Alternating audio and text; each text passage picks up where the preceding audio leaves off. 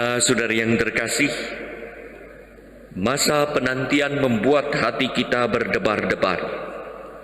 Entah karena ada harapan akan hal-hal yang mungkin membuat kita tersenyum lebar, seperti bertemu dengan pribadi yang kita nantikan dan mimpikan, atau mendapatkan sesuatu yang kita harapkan. Atau karena juga ada ketakutan akan hal-hal yang memungkinkan kita meringis kesakitan, seperti laporan pertanggungjawaban atas tugas kita teristimewa ketika kita lalai menjalankannya. Menghadapi apa yang akan terjadi tersebut, ada dua sikap yang mungkin, yaitu mempersiapkan diri sebaik mungkin, atau justru melarikan diri dari kenyataan hingga kita tak punya persiapan apapun. Apakah kedatangan Tuhan membuat kita senang atau sedih? Ini tergantung apakah Tuhan itu penting bagi kita atau tidak. Kalau ternyata Tuhan itu penting bagi kita, sejauh mana persiapan kita untuk menyongsongnya? Sebuah ilustrasi kecil, seorang satpam berjaga penuh kesadaran dan tanggung jawab. Selalu diberi tugas malam karena selalu aman. Ketika ia mengamati sebuah kompleks yang dijaganya, tiada niat sedikit pun untuk tertidur atau lalai, apalagi melarikan diri dari tanggung jawab. Dengan cermat ia mengawasi monitor CCTV yang ada di hadapannya. Namun, saat ia mengambil secangkir kopi, beberapa orang tampak di layar tanpa sepengetahuannya. Malapetaka pun terjadi akibat hanya beberapa saat saja ia mengalihkan perhatian. Saudara-saudari yang terkasih, demikianlah juga hidup kita. Kita perlu berjaga-jaga terus-menerus, bukan berjaga-jaga sekali-sekali berjaga-jaga, tetapi terus. Karena sekali memalingkan diri dari Tuhan, malapetaka bisa terjadi. Dalam bacaan pertama, Allah dituduh bertanggung jawab atas kesesatan dan penderitaan manusia. Di situ Allah dilihat sebagai biang kerok yang membuat manusia memberontak terhadapnya. Kebaikan dan kebebasan yang diberikan oleh Allah pada manusia dijungkir balikkan maknanya. Kebebasan yang adalah sumber kebahagiaan justru menjadi akar pemberontakan terhadap manusia. Pada bagian akhir bacaan pertama, memang ada kesadaran lain bahwa penderitaan terjadi semata karena manusia ingin menentukan dirinya sendiri. Seenak perut, semau mulut, dan sekehendak jidat. Itulah mentalitas aji mumpung. Mumpung ini, mumpung itu yang dimanfaatkan secara negatif, bukan untuk hal-hal positif sebagai persiapan atau sikap hati-hati dan berjaga-jaga. Karena itu Yesaya menyadarkan kembali akan posisi kita di hadapan Allah kalau kita ingin selamat. Hendaknya kita menyediakan diri seperti tanah liat yang siap dibentuk oleh Allah. Apakah kita siap menyongsong sapaan Allah? Mungkin kita siap berjaga-jaga menantikan suara Tuhan yang datang. Tetapi ternyata ada saat-saat di mana kita lalai dan tertidur, atau ada sesuatu yang mengalihkan kita hingga suara Tuhan lewat begitu saja.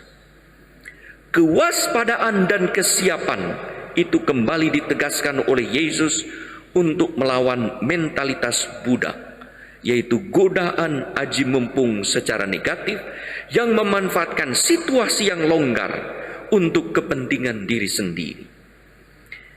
Kita ini bagi hamba yang dipercaya oleh Tuhan dengan tugas masing-masing yang harus dipertanggungjawabkan saat Tuhan datang.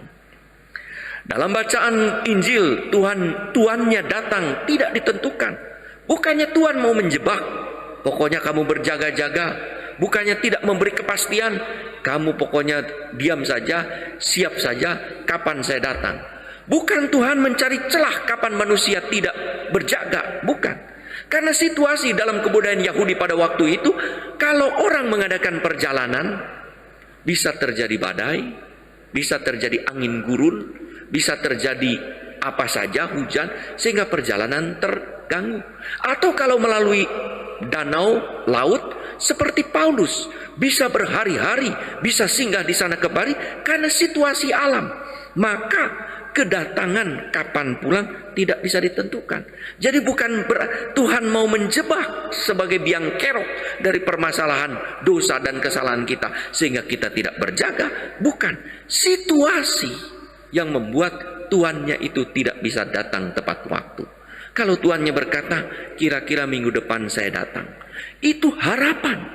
Tetapi situasi dalam perjalanan bisa mengubahnya. Bisa minggu depan, bisa bulan depan, dan bisa kapan-kapan saja. Demikianlah Tuhan memberikan kepada kita juga waktu. Kapan Tuhan datang kita tidak tahu. Akan tetapi kapan datangnya tak seorang pun tahu. Tuhan hanya berpesan, waspada dan berjagalah selalu. Jangan aji mumpung. Selagi Tuhan pergi, tidak datang-datang, ada kesempatan untuk berbuat apa saja, hingga lalai dan hidup seenaknya, mengkhianati kepercayaan tuannya, hingga sial kedapatan sedang tertidur.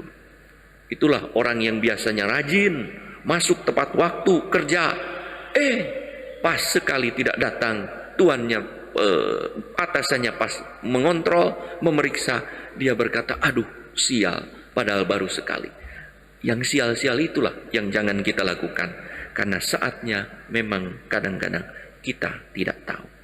Saudara-saudari yang terkasih, kita sering menjumpai peringatan, awas, tegangan tinggi. Maka kalau awas, ya jangan mendekat, tegangan tinggi. Awas, cat basah, malah disentuh, basah. Ya jelas, awas, jangan disentuh. Ya. Artinya hendaklah kita hati-hati, pusatkan kesadaran dan kesiapsediaan menghadapi sesuatu agar kita selamat. Kini pada Advent pertama ada peringatan, awas, hari Tuhan datang tiba-tiba. Peringatan ini bukan untuk menakut-nakuti, tetapi sebagai suatu ajakan agar kita memiliki kesadaran penuh akan kehadiran Tuhan di dalam hidup kita, hingga kita tidak melewatkan Tuhan yang melintasi hidup kita begitu saja. Berbagai godaan yang menggiurkan akan selalu muncul dengan cara dan rupa gaul, yaitu dalam bentuk yang terus berubah mengikuti zaman. Iblis tidak pernah kehabisan akal untuk menggoda manusia, menjauhkan kita dari Tuhan. Ia terus menciptakan godaan-godaan inovatif dan kreatif untuk membelokkan manusia hingga melirik dan tertarik untuk mengikuti arus godaan dan akhirnya tenggelam di dalam. Itulah kisah seorang yang hobi nonton sepak bola. Ada final sepak bola dunia. Dini hari, orang berkata, mari kita tidur dulu supaya nanti bisa bangun. Tetapi ada godaan melakukan kegiatan-kegiatan, dan ia berkata, tidak, saya kuat tahan. Pada saat mau jamnya mulai, ia tertidur dan ia tidak melewatkan acara yang dinanti-nanti, walaupun ia bisa melihat rekamannya. Itulah kira-kira orang sudah menyiapkan, harus menyiapkan, ada godaan untuk melakukan tindakan atau kegiatan-kegiatan lain. Saudara-saudari yang terkasih, awas, hati-hati, jangan sedikit pun mengalihkan perhatian dari Tuhan.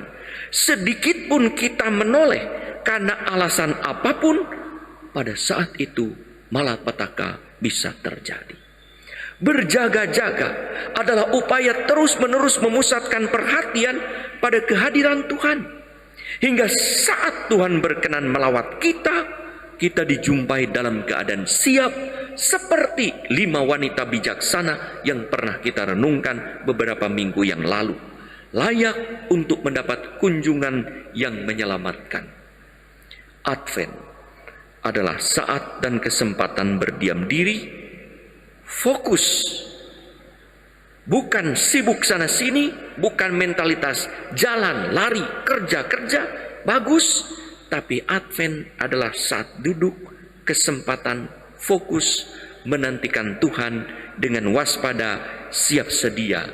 Menyambut Tuhan, jangan sampai kita terkecoh godaan iblis, memalingkan diri sedikit pun dari suara dan seruan Tuhan.